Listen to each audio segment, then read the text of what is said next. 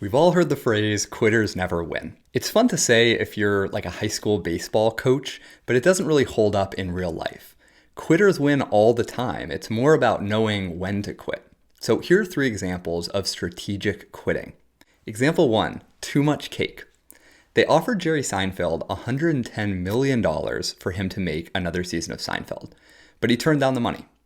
And when asked why he quit the show, here's what Seinfeld said. And I could not go to that point where it starts to age and wither. It doesn't take long. For example, you go see a comedian, at an hour and 10 minutes, you love the guy. At an hour and 30, it's like, Right. I thought he was never going to finish. And all of it, you walk out with a whole different feeling. It's a small amount of too much cake, too much anything, But do you think and changes the whole feeling. Too much cake changes the whole feeling. So true. Okay, example number 2, summer camp for entrepreneurs.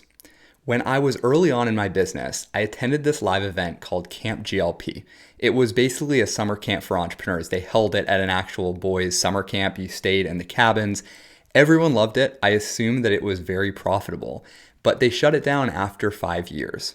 At the time, I didn't understand why. I was like, do they hate money? That is the official reason, yes. But now that I've been in business for over 10 years, I finally get it. It's easy to stick with a client or a specific offering for too long.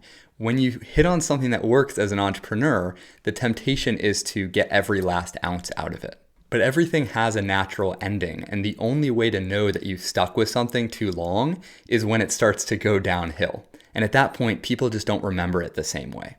Example 3, fatherly advice. My dad has this philosophy about high school and college reunions. He says you want to leave the party while you're still having fun. In other words, don't wait until everyone's drunk and shit gets really weird.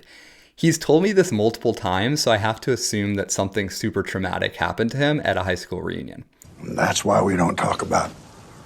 The problem is you probably don't want to leave when you're having fun and when stuff is working. And that brings us to an interesting conclusion, which is maybe the best time to quit is when you don't feel like it, when you're winning. If you like this concept, I have another related video about why never settle is terrible advice. So go watch that now.